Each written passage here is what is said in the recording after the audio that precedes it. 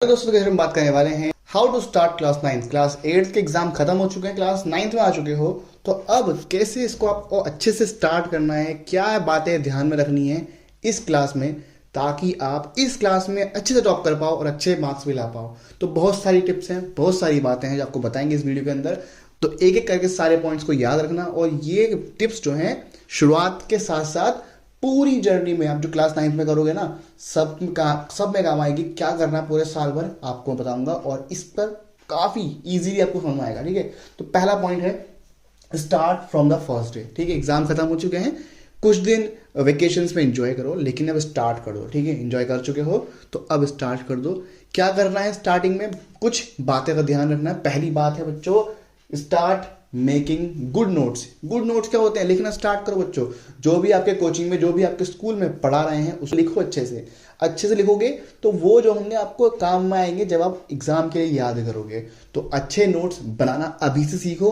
9th में जितने अच्छे नोट्स बनाओगे वो उतने अच्छे 10th में काम में आएंगे आपके। ठीक है, तो नोट्स जितने अच्छे से हो सके बनाने की कोशिश करो। थर्ड पॉइंट है अटेंड लेक्चर्स केयरफुली। जो भी स्कूल के लेक्चर्स हैं, जो भी कोचिंग के लेक्चर्स हैं, उनको अटेंड करो ध्यान से।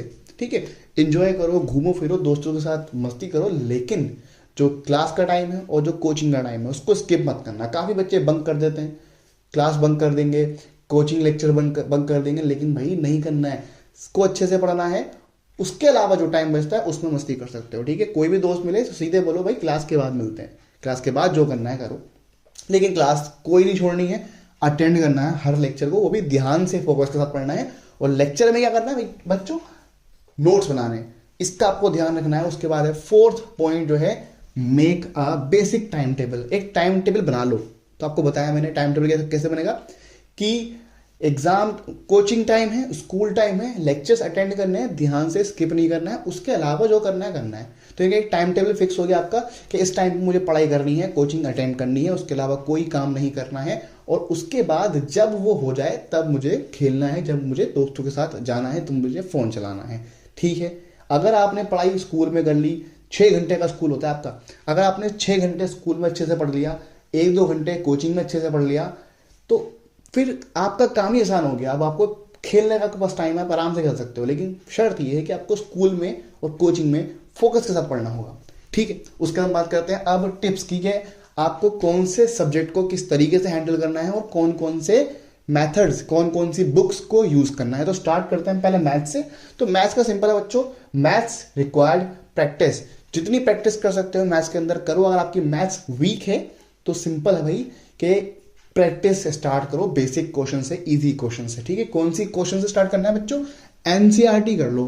क्लास 9 की एनसीईआरटी करना स्टार्ट करो, काफी पतली सी बुक है, कोई कहीं भी कोचिंग ज्वाइन कर लो या फिर ऑनलाइन पढ़ लो, लेकिन एनसीईआरटी को 1 बाय 1 करते जाओ, 1-2 बार कर लो, प्रैक्टिस कर लो अगर मैथ्स वीक है तब। और जब ये हो जाए आपका, तब आपको कोई सेकंड बुक पे जाना है, जो कि है R S. Agarwal, R D. Sharma, M L. Agarwal, या फिर जो भी आपको बुक पसंद है उसको कर सकते हो। इनमें से कोई भी एक बुक लेकर कर लेना, लेकिन ये बुक तब करना जब एनसीईआरटी कर ली हो। ठीक है, क्लियर हो रहा है यहाँ पर। एनसीईआरटी करने के बाद ही करना है, और एनसीईआरटी को 1-2 बार करना जरूर अगर आपकी मैथ्स वीक है तो, क्योंकि मैथ्स वीक तभी हो पाएगी जब इसको करोगे प्रैक्टिस। प्रैक्टिस कैसे होगी, 1-2 बार तो करना पड़ेगा ना, लेकिन मैथ्स स्ट्रांग है तो एनसीईआरटी को एक बार करके सीधे शिफ्ट करोगे इसके ऊपर, आर.एस. अग्रवाल के ऊपर। ठीक है, तो आपको काफी हेल्प होने वाला है। उसके बाद अब हम बात करते हैं साइंस की। तो साइंस में क्या करना बच्चों, तो साइंस में सिंपल सा है कि आपको रटना तो बिल्कुल नहीं है। तो रटने के अलावा क्या करना है, अंडरस्टैंड टॉपिक। टॉपिक को समझो, क्या कह रहा है, उसके कॉन्सेप्ट को समझो। उसके बाद है क्लियर योर डाउट्स। जो भी डाउट है टीचर से हाथों हाथ क्लियर करके चलो। ठीक है, स्कूल में पूछ लो या फिर कोचिंग में पूछ लो, नहीं पूछ पा रहे हो तो यूट्यूब वगैरह है या फिर गूगल है, कहीं भी सर्च तो करो, उसको क्लियर करो, हाथों हाथ क्लियर करो उसको। ठीक है, टॉपिक को अंडरस्टैंड करो, टॉपिक क्या कह रहा है, और उसके साथ साथ डाउट्स को क्लियर करो। इतना क्लियर हो गया, उसके बाद क्या करना है, उसके बाद है मेक गुड नोट्स। अब देखो साइंस जो है ना, साइंस में एक बार पढ़ लोगे उसके बाद रिवाइज करना पड़ेगा, उसको याद भी करना पड़ेगा एग्जाम में लिखने के लिए। तो उसके लिए सिंपल है बच्चों, गुड नोट्स तो होने चाहिए। अच्छे नोट्स बनाओगे तभी तो याद कर पाओगे। नोट्स पहले से ही अच्छे बनाकर चलो। ठीक है, एग्जाम के लिए रेडी हो रहे चलो कि एग्जाम में मुझे ये काम में आने वाले हैं। एग्जाम में आप बुक से थोड़ी पढ़ पाओगे, बुक तो इतनी मोटी है, रेफरेंस बुक तो बहुत मोटी है। तो क्या करना है, नोट्स बनाना है और नोट्स से ही रिवाइज करना है एग्जाम के लिए। नोट्स कहाँ से बनेंगे, जो भी कोचिंग जा रहे हो वहां पर नोट्स लिखवा रहे होंगे, उसको नोट करो, अच्छे से काम कंप्लीट करो। और अगर कोचिंग नहीं जाते हो, स्कूल में अच्छा पढ़ाते हैं, तो स्कूल में ही क्या करना है, जो पढ़ा रहे हैं उसी के ही लिख दो, उसी को ही नोट बना लो। यानी कि आप अपनी जो आपकी नोटबुक है उसको कंप्लीट रखोगे, वही नोट से काम में आएंगे, एग्जाम में आएंगे। ठीक है, उसके बाद है एसएसटी की बात कर लेते हैं हम लोग। एसएसटी का सिंपल है भाई कि इसमें भी रटने की इतनी जरूरत नहीं है, भले ही कुछ लिखोगे आप, लेकिन है इसमें understand chapters like story, story की तरह चैप्टर को समझो। ठीक है, इस एसएसटी आपको मजेदार लगने लगेगी जब आप उसको पढ़ना स्टार्ट करोगे। शुरू में बोरिंग लगेगी, लेकिन उसको थोड़ा अपना जबरदस्ती उसको पढ़ने की कोशिश करना। कुछ दिन आप जब पढ़ते जाओगे, आप स्ट्रांग होते जाओगे, 1 दिन 10 दिन 20 दिन बाद तो आपको वो मजेदार लगने लगेगी। लेकिन क्या करना है, स्टार्ट करना है। स्टार्ट करोगे तभी होगा। तभी हम बात कर रहे हैं हाउ टू स्टार्ट, स्टार्टिंग से ही पढ़ना है बच्चों। तो understand chapters like story, story की तरह उसको पढ़ते हुए चलोगे तो मजा भी आने लगेगा। ऐसा लगेगा जैसे कोई मूवी चल रही है। लेकिन स्टार्ट करो पहले इसको, बिना स्टार्ट करे बोरिंग लगेगी, नहीं पढ़ पाओगे, थक जाओगे। डायरेक्ट क्वेश्चन आंसर पे जाओगे याद करने के लिए, रट्टा मारने जाओगे तो और परेशान करेगी। तो चैप्टर वाइज चैप्टर जाओ। ठीक है, एनसीईआरटी को करो, एनसीईआरटी को करो, 3rd पॉइंट एनसीईआरटी करो, तब जाकर आपको वो मजा आएगा। लेकिन उसके अलावा नहीं आने वाला। ठीक है, और जो भी आपने चैप्टर पढ़ा उसके क्वेश्चन आंसर जो भी है उसको बात करो और उस चैप्टर को बार बार रिवाइज करो अगेन एंड अगेन। ठीक है, तभी ये होने वाला है, वरना एसएसटी बहुत फंसाने वाली है और गले का कांटा बनने वाली है, 9th हो या 10th हो। लेकिन स्टार्ट करो अच्छे से। उसके बाद हम बात कर लेते हैं लैंग्वेज सब्जेक्ट की, जो कि है हिंदी एंड इंग्लिश। इसको तो बिल्कुल इग्नोर मत करना।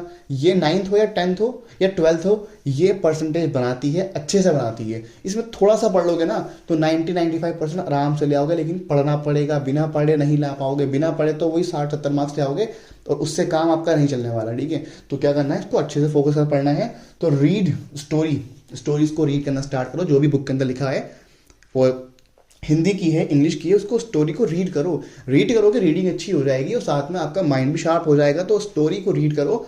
और उसको अगर रीड करने का मन नहीं कर रहा है तो स्कूल में जो रीड कर रहा है पर्सन, या स्कूल में जो चैप्टर समझा रहे हैं टीचर, उसको सुनो, तो शायद स्टोरी सुनने में मजा आएगा, दोबारा पढ़ने का मन भी करेगा। तो क्या करना है, हमें क्लास में फोकस करना है कि जो भी स्टोरी चल रही है उस चैप्टर की, इंग्लिश की, हिंदी की, या फिर ग्रामर चल रही है, उसको फोकस के साथ पढ़ना है, तभी वो चीज होगी। वरना तो भाई ये भी आप बात कर रहे हैं इसमें 90% आराम से लाएंगे, लेकिन वो भी टफ पड़ जाएगा अगर इस पर ध्यान नहीं दोगे। ठीक है, 60% 50% पे रह जाओगे और फिर परसेंटेज हो जाएगी डाउन।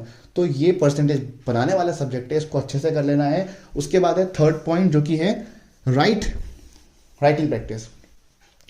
अब लैंग्वेज सब्जेक्ट में क्या है कि भाई लिख कर तो ही मार्क्स अच्छे मिलेंगे आपको, तो लिख लिख के जितना प्रैक्टिस कर सकते हो करो। एस्से की प्रैक्टिस करो, लेटर्स की प्रैक्टिस करो, और उसके साथ साथ ग्रामर की प्रैक्टिस करो। और ये ग्रामर, लेटर, एस्से की प्रैक्टिस इसमें होगी और इसका इम्पैक्ट आपको कहाँ दिखेगा, वो दिखेगा एसएसटी और साइंस में, क्योंकि यहाँ भी तो लिख कर ही एग्जाम में आना है ना। अब यहाँ पर जब लिख के एग्जाम में आना तो यहाँ भी ग्रामर मैटर करती है, यहाँ पर भी आपकी राइटिंग मैटर करती है। वो कहाँ से आएगी, वो यहाँ से आएगी। इसलिए ये जो सब्जेक्ट है बहुत इंपॉर्टेंट है, ये आपके परसेंटेज बनाने में हेल्प करेंगे।